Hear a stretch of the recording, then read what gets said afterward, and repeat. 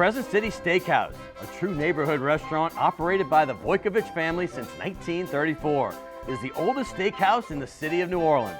Serving only hand-cut, prime-aged, corn-fed beef for over 80 years, Crescent City Steakhouse has become a dining destination for both die-hard locals and adventurous travelers who seek traditional, timeless New Orleans cuisine. Crescent City Steakhouse, 1001 North Broad, on the corner of St. Philip, in the heart of New Orleans.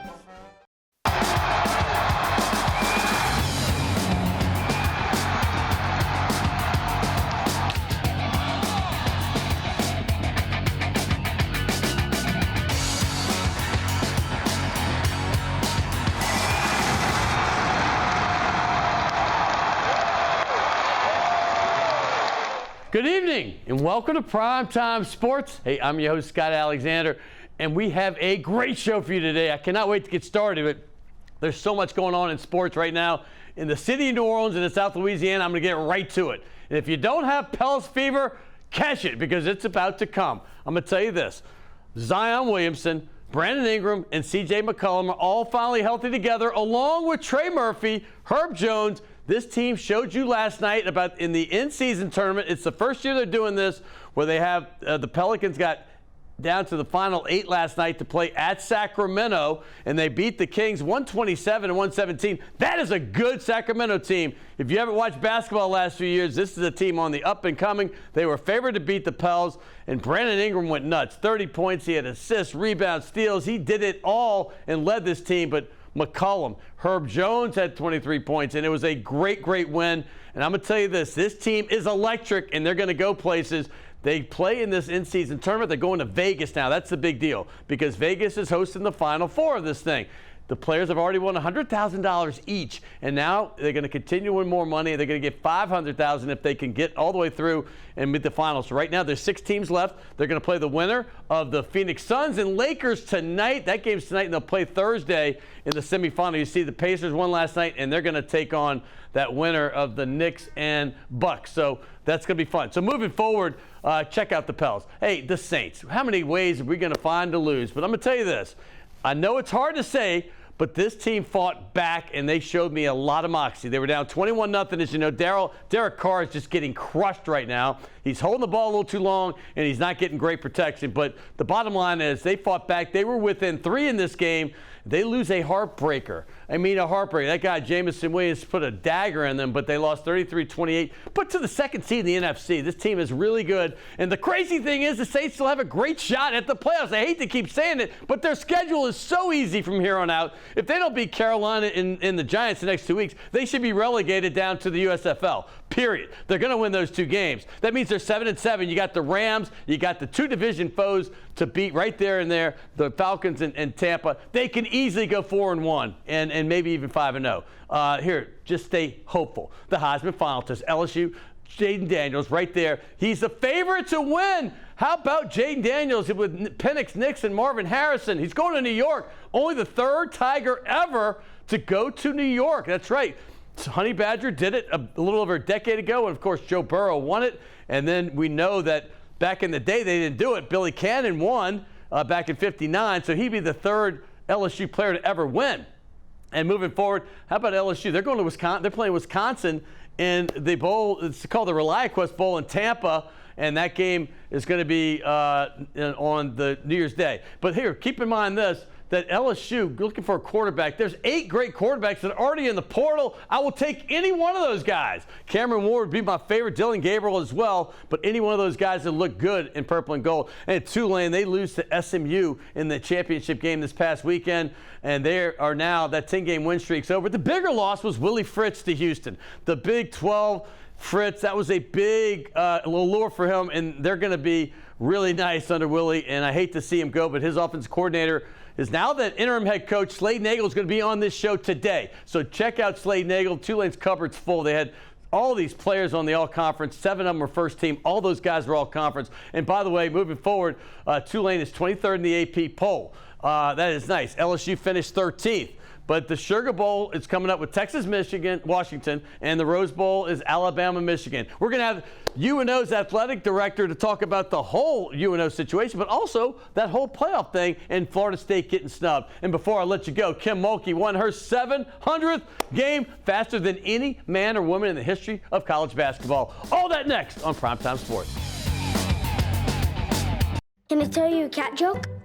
Just kidding.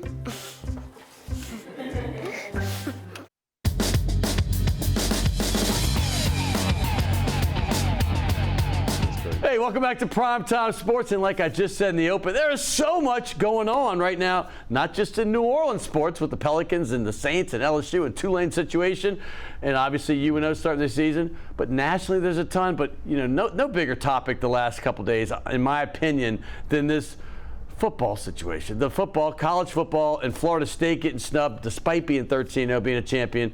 We're going to address a lot of UNO stuff with my next guest, but I want to address this because he is an athletic director with the University of New Orleans by way of Memphis, where he played basketball. His name is Tim Duncan, and here he is once again. What's up, Scott? On Primetime Sports. Good to see you, man. How you been, man? I'm great, man. Thanks for having me back. It was great to see you at the opener. I went when y'all opened the basketball season, won 100-70. Yeah. Jordan Johnson had just been on the show, and we're going to get into him later. But man, first of all, that guy can play some ball. Jordan's good. He's from Memphis, so as you know, there's a strong legacy of good ballers in Memphis, and Coach Slade decided to go and get one. We talked about that actually. I'm going to talk more about it in a second. But I wanted to ask you because I didn't have a guest to talk about just the sports of what's going on. Yeah. But this whole thing with you know, best versus most deserving, right?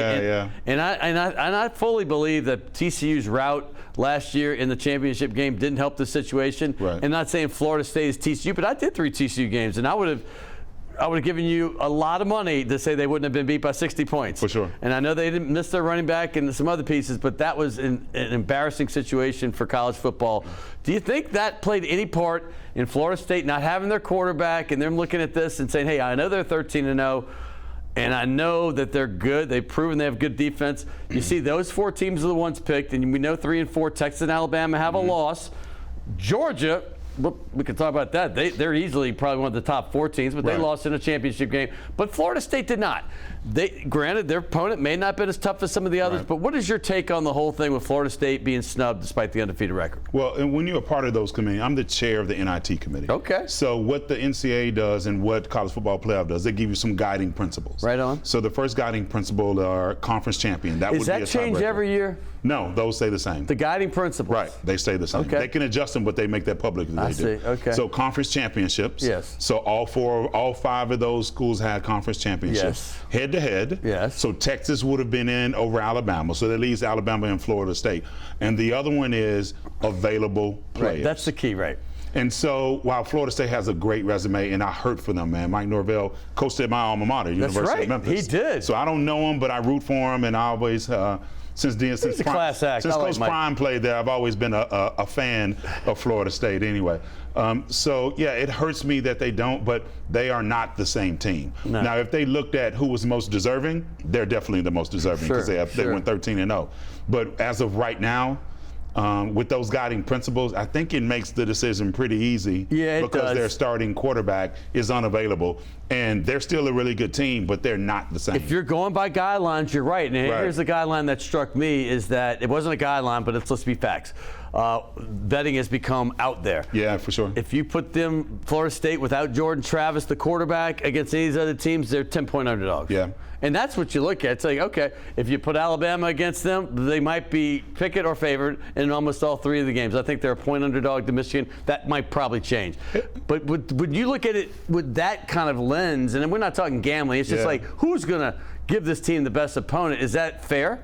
I think they want to have the best. It's a TV product. Yeah. So they want to have the best TV product. But I was saying earlier that there is precedence for this. Do you remember Kenyon Martin played in Cincinnati in 2000? Did his NCAA tournament game, and he was actually hurt. You remember he broke his leg, and he wasn't able to play. They were the #1 team in the country, and they dropped them from a #1 seed to a #2 seed. Yeah. So the difference is the NCAA tournament has 68 teams, and the college football playoff only has 4. So if it was 12 teams this year, year, then Florida State would be in no problem at number 5, and everyone would understand why they dropped. Yeah. But because it's only 4 teams, they dropped completely out of the tournament. So it's really the organizers who didn't want to expand this year. I think they're more at fault than the committee. That's the thing. Yeah, I mean, they're listen, more at fault than the committee. Since this is the 10th year of the 14 playoff, Right. and they had the BCS for about like Baker's dozen, right? Right. I was thinking, Brando is very loud on Twitter, and I work with him every weekend. Right. But he's been very vocal about this literally since year 1 of the playoff. Why are we just doing 4? There's 5 Power 5s. You want to get the smaller teams like the NCAA tournament. Right. To let's just say UNO. When they get the NCAA tournament, you want them to have a chance. Here's what it would have been. And ironically, the first 2 teams left out, Oklahoma and LSU. Yep. Because Oklahoma finished 12th, LSU 3rd. Yep. And there's the top 11 teams plus Liberty because that is the group of 5. Group of 5 champion. And that's the best because Tulane lost this past weekend. So Right. that would be very intriguing to us all. For sure. And here's the drill. Yeah, go ahead. I was going to say, this could have happened. What if this would have happened in year 1 of the college football playoff? Right. Well, they were never going to do that. They would have made a change. They would have if they would have made it year 1. Yes. Well, year 1 was the only other year they really had a big deal, though. Because Ohio State. Ohio State situation. Right. But what if in year 1, what if all 4 teams were either undefeated or 1 loss, and then the 5th team was undefeated? Then I bet the rules would have changed pretty early in year 1. There's no doubt. There's no doubt. You're right. Or if the SEC wasn't included, right, the rules would have changed. Well, as much as I love the SEC, me too. I've been around the other. I've worked SEC, ACC games for 20 years, basically. Right. And the last 10 have been the other 3 major conferences. So I am not as biased as I used to be. Yeah, right. Because I'm around these other conferences. For sure. But I still love the SEC, and Absolutely. I still think it's the best conference. And my point is Georgia, Alabama, they did not want to see another final because like we LSU know. And Alabama. Well, and Georgia, Alabama 2 years ago. And Georgia, Alabama because 2 years ago. Georgia lost to Alabama in the SEC championship game, and then they went and beat the snot out of them in the final. But nobody watched it because the nation wants to see more representation. And now they have that. And they have it. And it's going to be interesting to watch. I'm looking forward to, regardless of the controversy. It'll be fun. So let's get to you and UNO, because I talked to you literally soon after you got the job. Yeah, and you came on the show, and you've been on several times since. But I want to ask you, because I've never asked you since you got the job, has it met your expectation of what being an athletic director on this level is? Because I know you came from, you had some chops, obviously, but what's it been like since you got here? No, it's been awesome, man. I love it. I love the city. I love the fact that everywhere I go, I meet, alums from, University of New Orleans.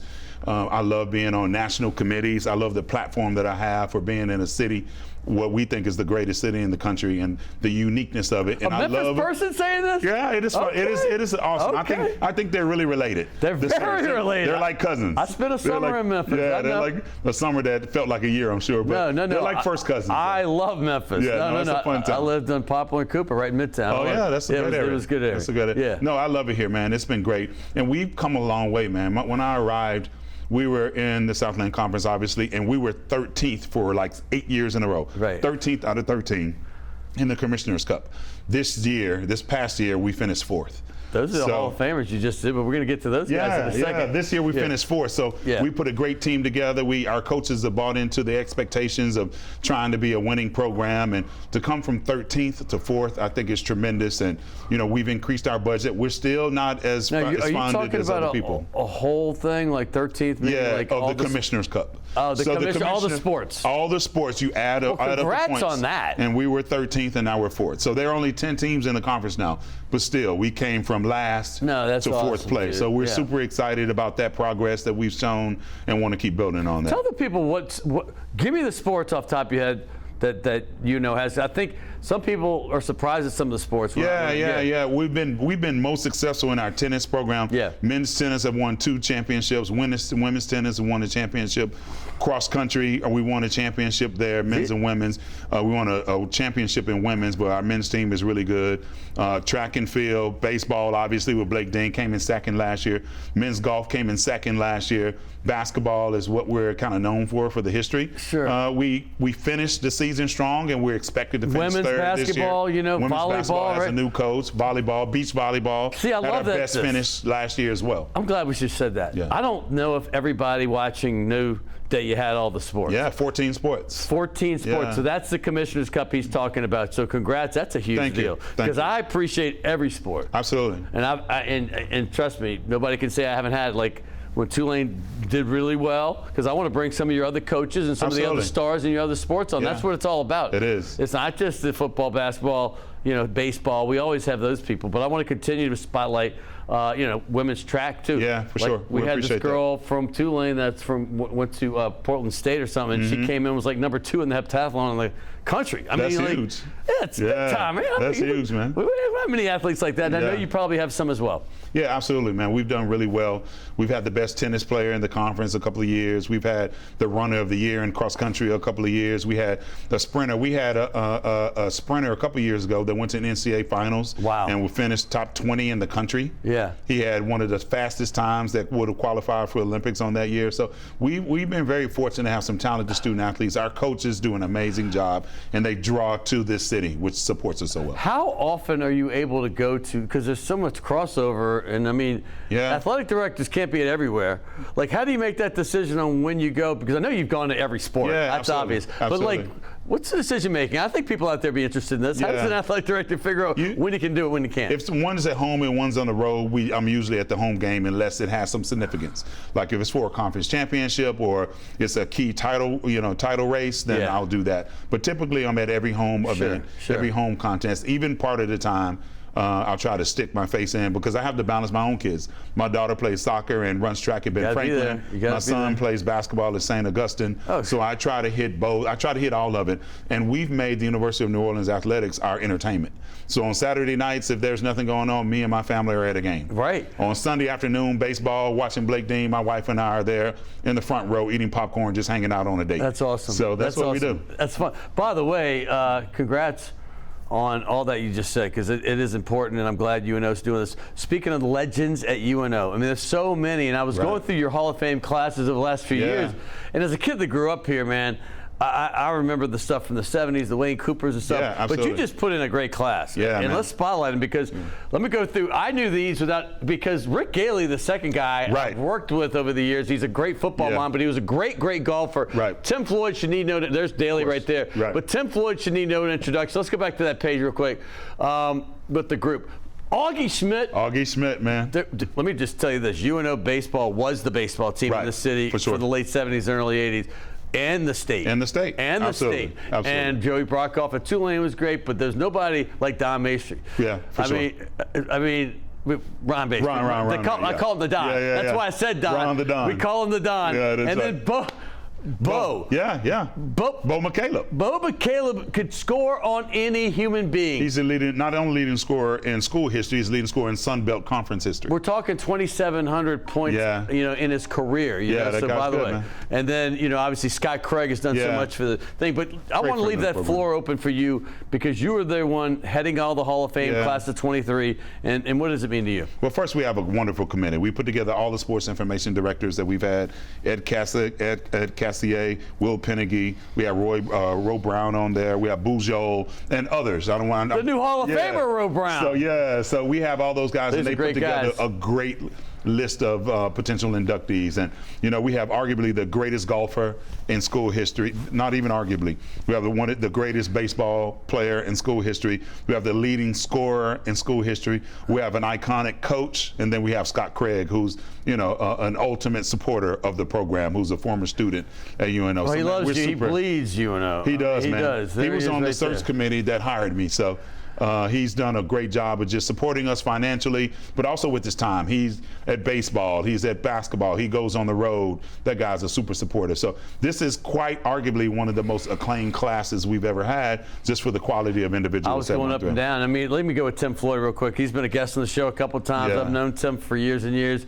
in my NBA years doing Sager's games, he had the unfortunate thing of having to go to the Bulls when Jordan. Post-Michael Jordan. Post-Michael Jordan, post-Scottie Pippen, post-Robin. Yeah. But the fact is, Tim Floyd's always been a class act. He did not put UNO basketball on the map. That was his records. I put that on for a reason, because postseason almost every year he was there. Right. And just won, and won with dignity and class. And he brought Irvin Johnson in, and that was just such a great story. But the fact is, they had Benny D's before. They had other coaches. Right. But this really catapulted them, kind of a national thing, and put everybody, and then laid the groundwork for guys like Slade and Tick Price before. Tick Price, you should know, from Memphis days. Absolutely.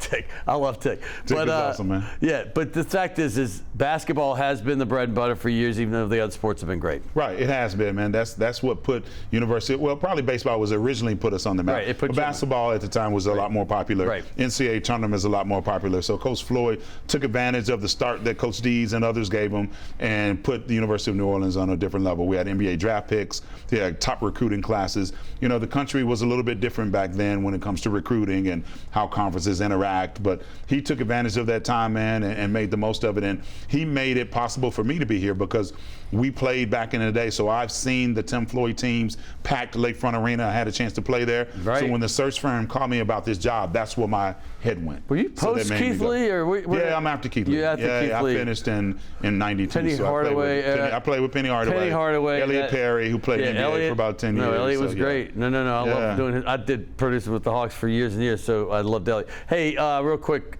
Speaking of basketball, current team. Yeah. You got Scott Slessard just been rolling along, and you have a true bona fide superstar in Jordan Johnson, who sat where you were about a month ago. Yeah, Jordan's a great guy, man. His dad played in Memphis after I did, but he was a great shooter, and Mingo's even better, man. He led the country in three-point percentage at 48.2%. So that's what one out of every two three-pointers he takes. That's crazy. It's ridiculous. Well, in our backyard we can do it, but this is with people guarding you. With people guarding, much bigger, because he's not a big guy, as you saw. No, he's not. He's about 6 feet, but he's just a great, unassuming leader. He works really, really hard. He wants to be good. He wants to play professionally, and he will. He will. But he comes from a great stock too. So, people always talk negatively about the transfer portal, but he came to us from the portal.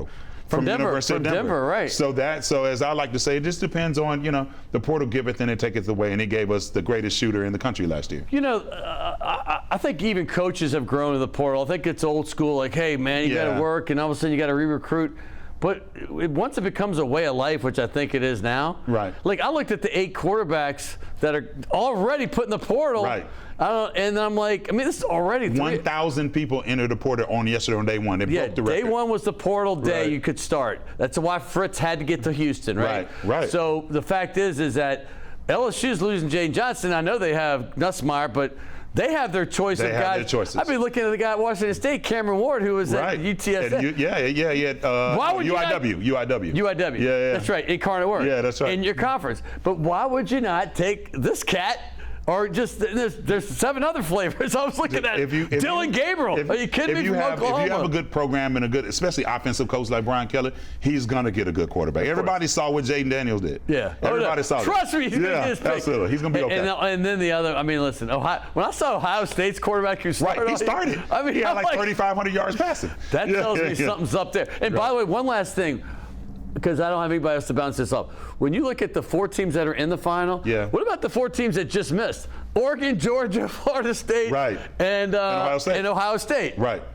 I think they might be able to play each other and be just fine. They need their own tournament.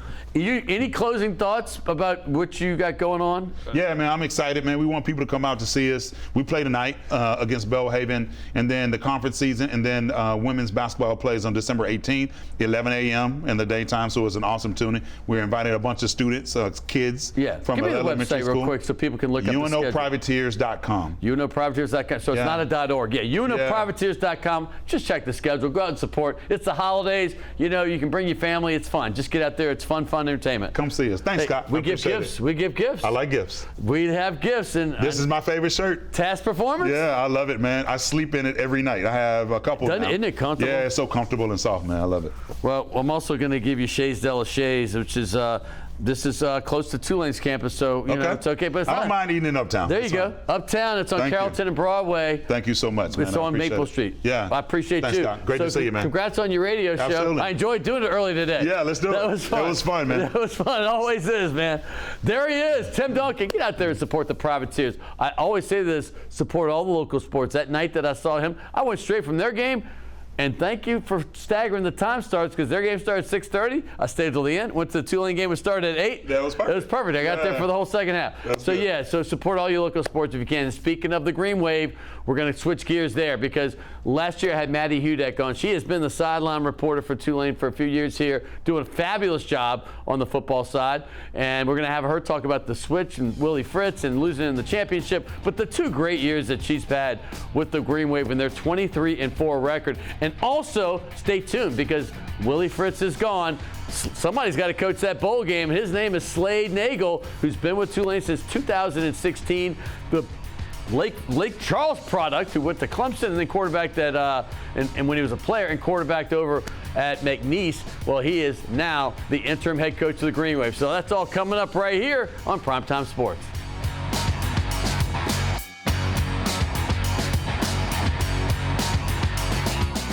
Inspired by the culture and spirit of New Orleans, the contemporary abstract and figurative work of Tony Mose and the urban expressionist art and jewelry of Tracy Mose are now on display and available at Esom Art Galleries. Esom Art Galleries are artist-owned and are located in Uptown New Orleans on Magazine Street and on Royal Street in the heart of the French Quarter.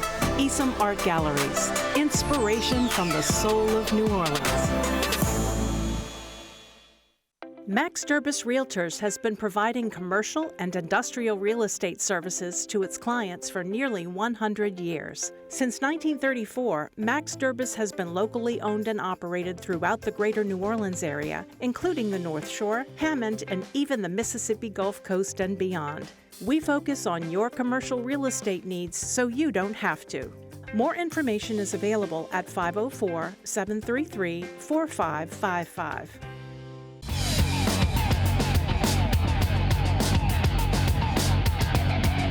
Hey, welcome back to Primetime Sports. There is a lot of activity going on at Tulane right now. We know the beloved Willie Fritz has moved on to the University of Houston, and who can blame him? He's going to the Big 12. I know Tulane fans are not happy about this situation, but some, when they step back and realize that he's doing this for his family, they get to understand. But he did do some great things with the Green Wave, particularly in the last 2 years. They were 23-4, including that loss in the AAC championship game this weekend in Ullman Stadium. One person I did see on the sideline, because I went to that game, was my next guest, Maddy Hudak. She did her sit down. I love it, Maddy. We're going to bring you in right now, but welcome to the show.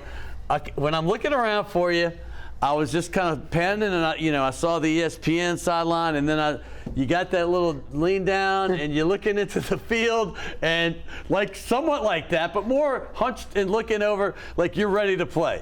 Has anybody else told you this? Because I love seeing you like that. Oh, absolutely. I go very much back into a trance of when I, was a soccer captain growing up, and just automatically kind of go back into that headspace, often crawling on the ground because I'm 5'3", trying to see things like the ref spot and whatnot. But you have your signature way, and I love it. We all have a thing, because it's funny, when you're far away. I was kind of in the middle of the end zone section, and I'm just panning the sideline. I'm like, oh. Not close enough to see the actual face, but I think that's the body language. That's it right there. So I love what you do. You're passionate about what you do. You're knowledgeable about what you do. In my mind, you're going to be a future star. You already are there locally, but I'm talking nationally. But let me say this real quick. You have been there through thick and thin. You were a student, by the way, 12 to 16. I'm just kind of throwing it out there so people know who you are. But the last 3 years, you have done this role and done it very well. You saw the 2-10 season, the hurricane, hampered season. Obviously, the last 2 have been glorious. So I want you to take as a nutshell these last 3 years, going from where you were 2-10 to 12-2, and this year 11-2, and now what's going on?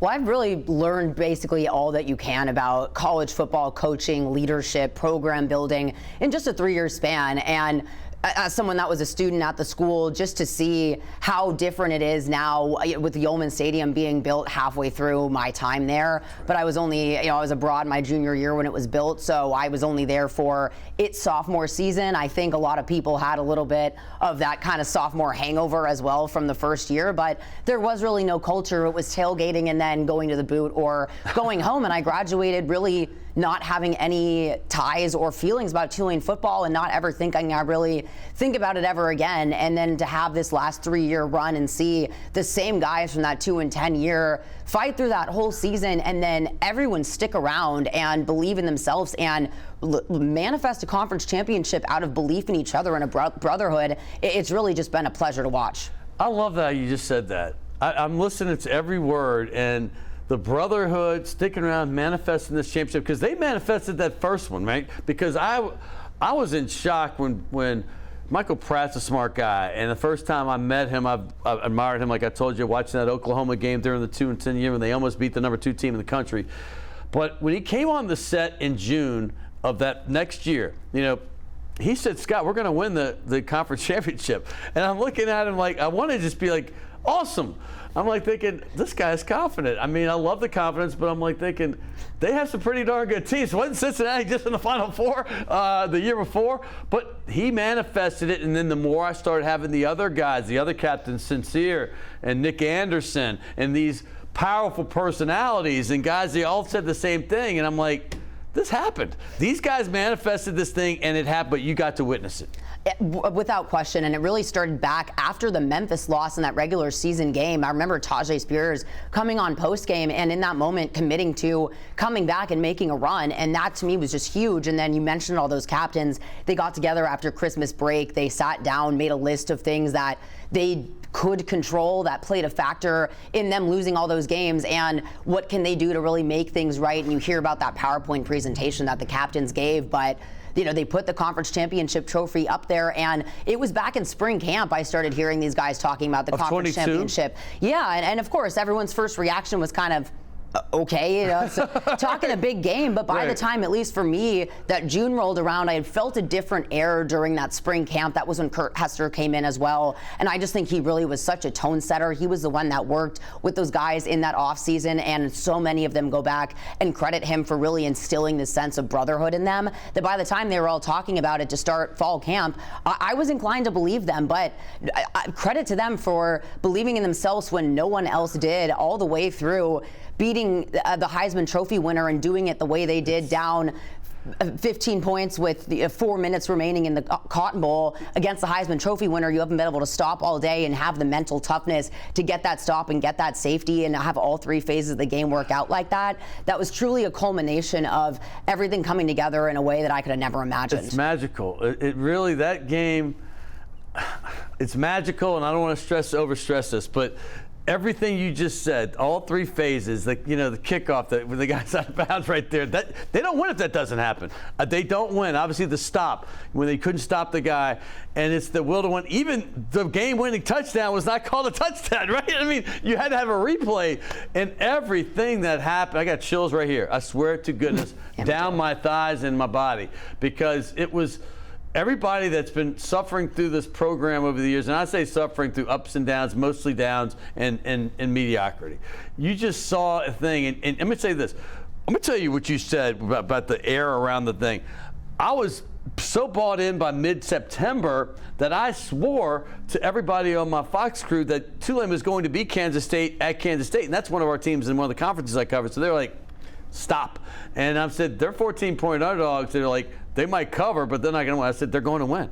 I said, I'm talking to these dudes. They're so confident. And they went in there and beat the eventual conference champion, who TCU had to beat, in that thing, but the team that got there. But the point being is this Tulane thing has got a culture now, and it's in there for good, I think. Absolutely, and good point back to the Kansas State game. That really set the tone, I think, for the season, especially those defenders shutting down Deuce Vaughn in the way that they did, but also Michael Pratt just ending that game in the way that he had, completely dominating and taking over. I'd be remiss not to mention in the Cotton Bowl, down those points, 1 minute left, no timeouts. They're both starting tight ends are out. The game. It's like Deuce 45 Watts to goes 30, out. right? I mean, exactly. yeah. And, Yeah. he's throwing to Alex Bauman, who had 4 or 5 catches up till that point and making those conversions on 4th and 6 with his legs. I mean, he's just been such a true leader as well and really has carried them through really hard times, including, like you said, that hurricane and evacuation, everything that came with it. Hey, I'm going to ask you something that just came up because I was on the road. I remember doing a game and somebody in our production meeting said, "Can you believe what Carissa Thompson said?" And we've all kind of, in our business, we work together, whether we're with the same network or not, because people switch networks. But, she's with Fox, and I work with Fox and have for 30 years. But the fact is like, I was dumbfounded because I'm like, how can anybody, and just to refresh, I'm gonna let you take the floor here because you know it, and I want you. You're a sideline reporter, and you're destined for great things. And I've worked with some great ones: Michelle Tafoya, Lisa Salters. I could go on, not just female, but male, all across. Erin Andrews.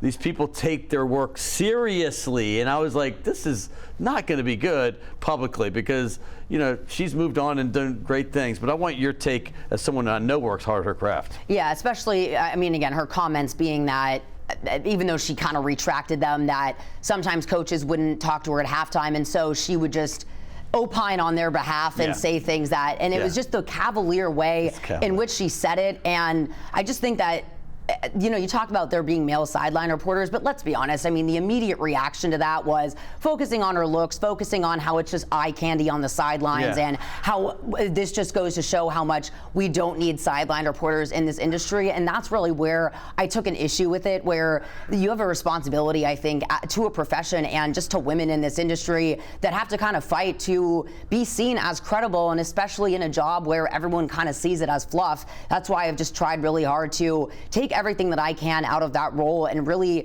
try to understand what that benefit is. And to me, the sideline, if you go back to that Kansas State game and that Cotton Bowl game, you can feel on the sideline when a team has what it takes, and being able to listen into those meetings, see the body language, see what leaders are stepping up and stepping in those critical moments, but also helping out the broadcast. What you don't see on air is the amount of times that I'm calling out substitutions, that we're talking about things going on the sideline, just little things that, I'm not mentioning necessarily on my behalf on air, but to our broadcast team, for us to be able to give the best picture possible. And then, yes, asking Willie Fritz his thoughts at halftime. And, to Willie Fritz's credit, he is a coach that never in one game, including that entire 2-10 year, I even had to wonder if it was a bad time to approach him at half, or that he would brush me off in any regard. But even if he did, again, you have a responsibility, I think, as a journalist in this profession, as a reporter, to your words matter and be integrous with what you're saying. And I just think it's an opportunity for someone to be able to give analysis. And it was just disappointing to see that in turn kind of turn into all these jokes about, wonder who the coach is going to be next week on the mic. Just denigrated a profession that's already an uphill battle. I'm so glad you said this about what they provide, because I've done it before. I've done it, working my way up. I've done the sideline reporter thing. I've also been a producer for Craig Sager on it, so I know how important he was to the NBA. And we did the Jordan years. But the fact is like, after COVID, only our Fox #1 crew had a sideline reporter for the first year, and then the second year, we fluctuate. We're the second or third crew depending on the week. It's weird. We have 8 crews, and that's us. But this year we had for 70% of the games. But the one game we really needed we had a Thursday, Saturday game. 2 games in the same day, so we didn't use one for Thursday. That was Houston when they threw the Hail Mary to beat West Virginia, and we're like, we need somebody down there, and we've needed somebody. Every time Tim Brando, we had anything that happened. I remember it was Kansas State TCU 2 years ago when TCU's losing by 18, and Kansas State's quarterback, the guy from Nebraska, Adrian Martinez, he had some weird injury that really, he could play one set of downs and was out. We're like, that's the game we didn't have. And we're like, can somebody get down there? Because it took away from our broadcast. So for anybody to say, anybody can do this, or it's like, hey, we can just say whatever we want, that is to me, that's insulting, because it's like that person is as valuable as anybody on our crew, and it killed a couple of our broadcasts. Yeah, and it's just the idea that there's no football analysis going on in the sideline role, where I have to shout out again Tulane's program for giving me all the information, allowing me to be that close on the sideline. Corey Glore and Steve Barrios for giving me the time and space to give analysis. But there are things that I point out, like when the team goes into dime personnel, who they're swapping out for that kind of thing. Listening in on defensive meetings, women understand football too, understanding when Tulane's switching from zone to pattern match coverage, what that looks like, what Cam Pettisclo at anchor is keying in on that drive. We have the ability to share these things on air in a way that we only have the ability to be in those meetings on the sideline during games. There's definitely a different feel for local reporters as well, because we just get to spend that much more time with the team. But it just has really shown me, if nothing else, that value of that time spent and the relationships built with the coaching staff and the players to feel that comfortable and be able to get all that information for our broadcast. That was beautiful. I can't wait to show that to my Fox people. That clip right there was what it's all about, right there. Hey, before I let you go, I want to ask you about the culture and Fritz you just basically said all you need to say about Fritz, because the guy, when you don't duck interviews when you're going 2-10, and I had to talk to him every Tuesday on WWL. I was doing before my show came back because of COVID, I was over there and I'm like, I just hear it in his voice, he's like, hey, I'm going to do this. I know it's not easy, and the guy's a real stand-up man, and he has built this culture. So moving forward, and there he is, the last press conference. I know that had to make you sad, because I'm not even part of the program, and it made me really sad to see Fritz's face there. I got chills again. Michael Pratt, these two people are so important to what's happened on that campus, not just in football, but I think building some morale around the campus. So you know it better than ever. In closing, please tell us what's happened there. Yeah, I mean, the impact of Willie Fritz can't be understated. I mean, he coached the greatest single-season turnaround in college football history. He put Tulane back on the map nationally. My family back at home asks about Tulane. They have, one of the active longest winning road streaks in the country, going 23-4 over the last couple years. Just the opportunities he gave me as well. I went into his office this time last year about an interest in coaching, and by that next week I was sitting in on special teams, defensive coordinator, defensive back meetings. So having those opportunities came a lot from Coach Willie Fritz. But to me, the thing about a culture and a legacy, it's not just one person. That legacy is what they leave behind. And seeing guys like Tyler Grubbs come out yesterday and make that commitment to coming back next season, showing just an insane display of leadership in a week where everyone could kind of fall apart. I know that you recently had him on your show. I've said he reminds me a lot about Nick Anderson, and I think that the guys that are still there, the coaching staff that is still there, including interim head coach Slade Nagle, that culture, that mentality still perpetuates throughout this program. And I know that they don't want their last game this year to be that loss against SMU. I think they really want to go out there and show everyone that culture, that legacy, as much as it has to do with Willie Fritz, that it's not done yet, and that these guys have just as much of what to do with what's going on, because ultimately Willie Fritz never played a snap of football for this team. None of the coaches did. If the players aren't out there making plays, executing on every snap, we're not even having this conversation about him going off in the first place. It's been amazing. Let me say this. Thank you for coming on. And I know we just showed some pictures of Slade, who's coming up next, the interim head coach. I know one of them was Shield Wood in there. Slade is the offensive coordinator. He's been calling plays for a couple of years now. And that's Shield Wood, the defensive coordinator. We showed a picture earlier before the Tulane fan base comes in. I know Chris has not been at Tulane for a minute, right? Is it Chris Hampton right there? Yes. Yeah, but that was up there just to have some more shots of Slade. All right, so that's an older picture. So yeah, don't at me. All right, thank you so much. We get some gifts here, as you know. I hope you like black. Favorite color. Is it? Besides green and blue. Green. That's right. Let's get this straight. Green and blue first, and black second. And that's green and blue is one color. And you're on campus. We're gonna go Slade with the Mr. Johns, but we're going shades to shades, because I'm gonna tell you this. Evan Hayes, the owner, I've known him since college. Phenomenal job over there. So you got a couple. Enjoy it. Great time every time I'm there. Yeah, and you get some bang for your buck too. Thank you so much. Thank you, Maddy Hudak. I can't wait to see what the future holds for her, because it's going to be a lot, and I'm one of her biggest fans. Hey, moving forward, let's do this. Slade Nagle. That's right. He played football. He even got a yard at Clemson. I'm having fun with you, Slade. But then went to McNeese and became the quarterback there in his hometown. And now he has been coaching ever since. And now he is with the Tulane Green Wave. Moved up from the tight ends coach. He coached quarterbacks and stuff. And then he started calling plays, becoming the offensive coordinator eventually. And now he is the interim head coach. And he's got a game to play in Annapolis. That's right. It's the Military Bowl. Did I get this right? I know that's the Armed Forces. The Military Bowl, and that's going to be against Virginia Tech. The Hokies have had a good, strong second half of the season, and that's going to be a fun game to watch. There you go right there. So he's coming up next right here on Primetime Sports.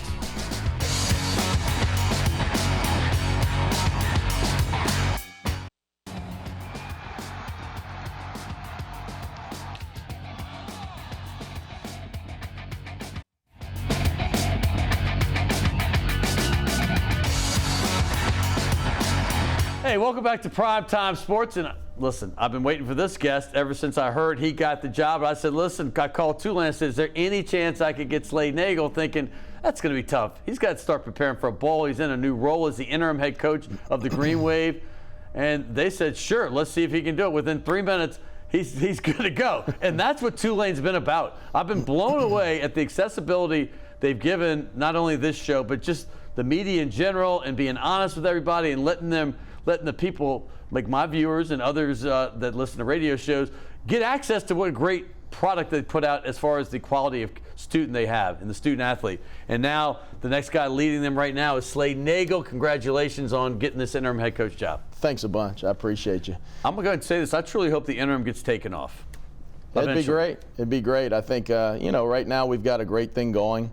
Coach Fritz, put a great plan in place, set such great standards, and I think we've got great people as far as players, coaches, and everyone around us and support staff, and then that's the goal right now. Try and keep it going and keep everybody together, and hopefully play a great bowl game here coming up on the 27th. I'm dying to know exactly how you two hooked up originally. Before I do, I got to get. This is your first time on the show, yeah. And my other two guests today have been on the show before, so I usually get kind of a groundwork of where you came from. I know you're from Lake Charles, Louisiana, and I know you went to Clemson for a year or half I was there a semester? 2 seasons, yeah. 2 seasons. So seasons, you were up there for a while. Yeah. Okay. So and then you went back home to McNeese to play quarterback. Correct. So talk about that whole thing. Talk about why you went to Clemson, how you got, because that's a big time school. We all know that, and continue your playing career, and we'll go from there. Well, recruiting was a lot different then. The internet was not into play as much and everything. And a guy by the name of Rich Bisaccia, who actually is coaching in the NFL and was a interim for the Raiders last year. Great guy. He recruited me, and we just built such a great relationship and still talk to this day. And that's other than Clemson being a great place and everything, really a strong bond with him. That's what led me to Clemson, really, to start my college career. Well, we had done a show called Countdown to Signing Day. Now that was a multiple Emmy-winning award show, not like the nauseating thing ESPN does now, but it was Turner Sports at first, and we got sold on to Fox Sports, and it was a 20-week series. So we had Peyton Manning on in '93, '94, right? And we had Josh Booty on there, and it wasn't like this whole thing, but the whole thing with the hats started with Jamal Lewis just wanting to do something different on our show. The great running back who ended up holding the NFL record for most yards in a game for a while.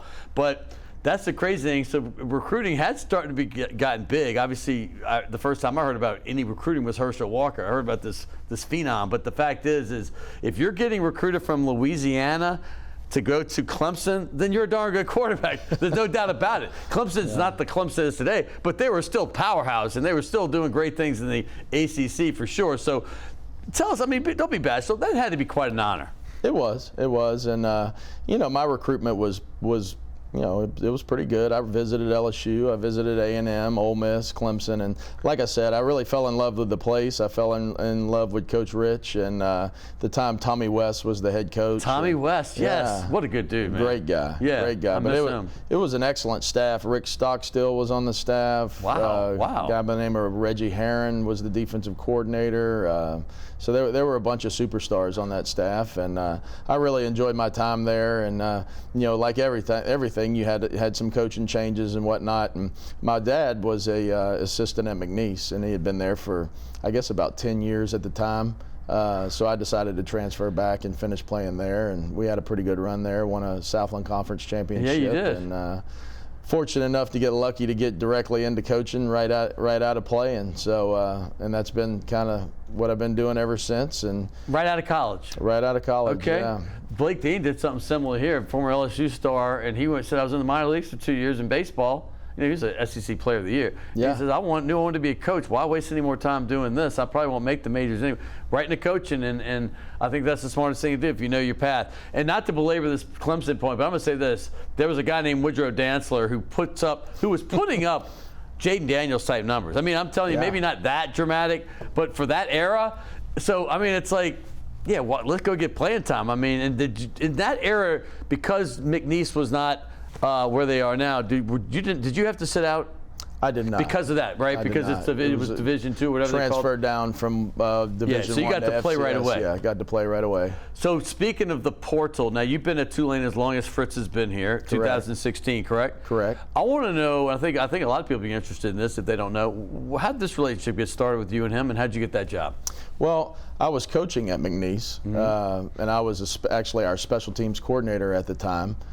Coach was the head coach at Sam Houston, and actually the guy who got me into coaching my first job was a guy by the name of Scott Stoker, was his defensive coordinator at Sam Houston at the time. So we had some mutual friends.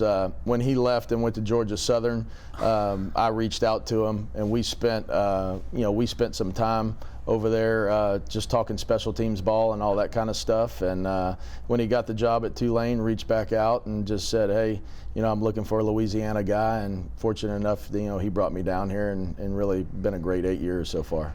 What's it been like with being his assistant as a person? Yeah. Coaches, some coaches get jealous of assistants. I've seen the whole gamut, but Fritz doesn't seem to be that guy. He just seems to like he wants the guys that are going to work hard and do the right thing and represent the school. And let's be honest, you're also representing the head coach when you're coaching with him, right? Absolutely. It's been great. Look, to be able to learn under him for 8 years has been, it's awesome. He's got such a detailed plan of how he wants the program to run. He's such a good person with all the assistants and all the players and everybody. Are you going to start doing this body surfing if they win the military bowl? Because I have like 20 more pictures of him doing that. That must be fun in the locker room. It's a pretty good deal. I tell you, the first year I was with him, we won, and I had never seen it before. And he got into it. The players love it. It's an awesome deal. But I've been very fortunate to be underneath him, and he's taught me so much. And I just have a lot of respect for him, a lot of appreciation for him bringing me here. Let me say this: you there's a tight ends coaching job. There's a quarterback coach. You go through a progression. You go to somebody's Wikipedia page and you see the different years of what they did, and it's always some progression, and it's wonderful. So you became listen, I don't know when you got the title. I think it was last year or early 23 when you got the title of offensive coordinator, but you were calling the plays in the 22 season, correct? Correct. So you've been calling the plays during this 23-4 run. That's a fact. So anybody that's going to look for a head coach, if it's not Tulane, it's sure somebody's going to be like, wait, this guy 23-4, it's one of the best runs, certainly at Tulane, the best ever, but any school's ever had. I think you'd be a natural to be considered and hired as a head coach, if not Tulane, somewhere else. Yeah, it's been awesome. Look, you alluded to it earlier. We've got great players. And first and foremost, in order to have success, you've got to have those guys. And, I think what we did on offense the last 2 seasons has been excellent with Tajay last year and Michael last year, then Mike again this year. He was so efficient and had a good year. It was fun to coach those guys, and putting plans together for them to try and go out and compete and score points and everything. And it's just been a joy. It really has. And hopefully we can keep it all together and keep it going. Y'all have other quarterbacks. You got Kai, you got Garrett, Mamahat, Kai Horton. There's going to be competition, whoever the head coach is. The cupboard to me is not bare. That guy's shown he can come in and do well. So I'm looking forward to seeing the future of Tulane football. Let's talk about how you prepare mentally this team to get ready for the Military Bowl. Because, listen, this is a new role for you, but they know you well. I know it's going to be a natural progression. I know you respect it because I've talked to many players about you, Shield, even Kurt Hester. You know, it's a natural thing to ask an offensive player about the offensive coordinator, and they all revere you. So you're going to have their attention. So how do you get the guys ready? And I know Michael Pratt, who, you know, the guy's a warrior. He played through a lot in those games. I mean, Absolutely. I've never seen anything like it. The guy will not come out of a game. He's like, I can't lay my arm. I can throw left-handed. It reminded me of Monty Python, the Knights at St. Neat. They're like, it's just a flesh wound. The guy's got no legs, no arms, but Pratt's trying to get out there and belly his way through. But point being is, I mean, do you ever look at that guy and say, man, you got to come out the game? I mean, you're going to die. More than that, we have, you know, tons of discussions about Mike. You know, you got to start protecting yourself a little bit more. I tell you, he's such a competitor. He's tough. He loves to play the game. And, you know, he just goes at it that way. That's how he's built. That's how he's wired. And, you know, he's been able to have success and do it, you know, and do it now for, what, I guess 4 years as a starter. How does practice, when does this start, like, for the bowl? I mean, how does it work? I know they have finals and stuff, but how does it work for the fans that don't know? Well, right now we're scheduled. They're lifting and running right now, just trying to stay active and stay in shape. And we'll start practicing on December the 17th, I believe, is the first practice for the bowl. So they got 2 weeks, about a week and a half, Yeah, and we'll do a little more lift and run next week while they have finals week and kind of progress from there. And the bowl's the 27th? The bowl's the 27th. The 27th in Annapolis, Maryland. Correct. I want to put up this graphic just to show you how far Tulane's come of all the all-conference players. It's mind-boggling because there's a first team, there's a second team, and there's an honorable mention. Last week's guest, Tyler Grubbs, got third team. Yeah. But it's amazing when you see all the faces. It's the Michael Pratt, the Player of the Year. Last year, Tulane had Tyjae Spears, the Player of the Year. Sincere Haynesworth has been on both years. I mean, when you look at all the guys from the day you started till now, and I know my crack crew is feverishly looking for it because I probably sent them 300 pictures last night, but they'll find it eventually. That's one of them. There you go. Look at all those guys, man. I mean, come on. I know they're not all offense, but still, this is the Tulane Greenway. Yeah, that's just them there, and the other says all conference, but they're not all first teamers, but a lot of them are. That whole first row is. And then, you know, you got the second teamers and the third teamers. That's impressive. It's pretty awesome. You know, it's great for those guys. They deserve it. You know, for the amount of work and hard work and sweat and tears and everything they put into it, it's well deserving. And when you put it all together and win, you know, you should have that many guys on there. Yeah, you see that first row to the left? That's all the first teamers. I mean, that's a lot, man. That's like 7 at least. And then it keeps going. So that's second team, third team on, and then you got the honorable mention. So congrats to you guys. You recruited these guys. You've been through it. I mean, your time in New Orleans, you're Lake Charles guy, so you're not foreign to New Orleans, but what's it like been for you and your family 8 years here? It's been great. You know, my dad lives in Baton Rouge, so he's right up the road. My wife and I love it here in the city. You know, it's definitely fits us perfectly. There's my dad right there. You know, he's coaching at Zachary High School. He'll coach Saturday in the Superdome for a state championship. It'll be his last game. It's his last game. It's his last game. He's retiring. Yeah. Okay, because I mentioned in our open about the River Parish schools because I kind of talk about the locals. You know, they have 3 of them, but I'm glad you said that because I love high school football, and Zachary has been a mainstay in the definite, certainly the most. Last decade, that's since I've moved back, so I don't know, maybe much more. But the fact is, I didn't realize that was your dad coach, and congratulations, man. Because the guy obviously knows what he's doing. Yeah, he spent, I think, 31 years in college coaching, and then he's been at Zachary now, I want to say maybe 13, so he's up there, and, you know, he loves it. He loves working with the kids, and hopefully they can finish it off right and end it with a state championship. I know he'd be happy to go out that way, that's for sure. Well, football's in your blood, and I thought I had that there. I guess I got a testing. I guess I got to bring out this. It's not the best way to do it. Rouse's get a free plug right here. I do need a new sponsor.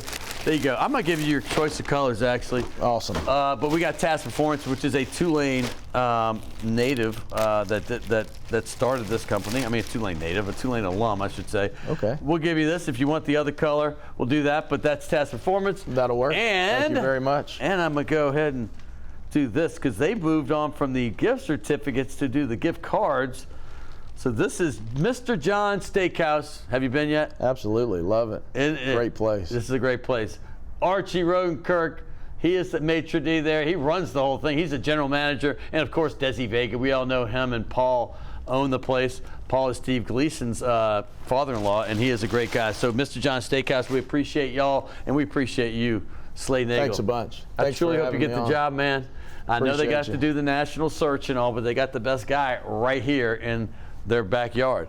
All right. Hey, David, I don't know you yet. David Harris, if you're listening, if you happen to see this show, you got the guy right here. Hey, I got to thank everybody here. Athletic Director Tim Duncan started off the show. He is at UNO doing great things. Maddy Hudak, for 3 years, she's been on the sidelines with the Tulane football team. And, of course, Slade Nagle. Hey, get out and support all your teams. Hey, if you can get up to that bowl, Annapolis is a beautiful town. I can't wait to get back there because when I lived in D.C., I used to go a lot. And I might actually make that trek because that's right around the time I'm leaving Atlanta for Christmas, and I'm looking for something to do. Hey, got to thank my producer, Will Hill. Phenomenal job. And, of course, Alex and Logan, great work back there. I'm not sure if Danielle's back there tonight, too, but to thank her, too. And, of course, Jim Dotson and Ryan Yeager. We'll see you next week. I got a lot of great stuff coming up, by the way. Remember Delvin Breaux? Yeah, he's coming up in the next couple weeks. We've got a bunch of former Saints and LSU players coming on here on Primetime Sports. Stay tuned.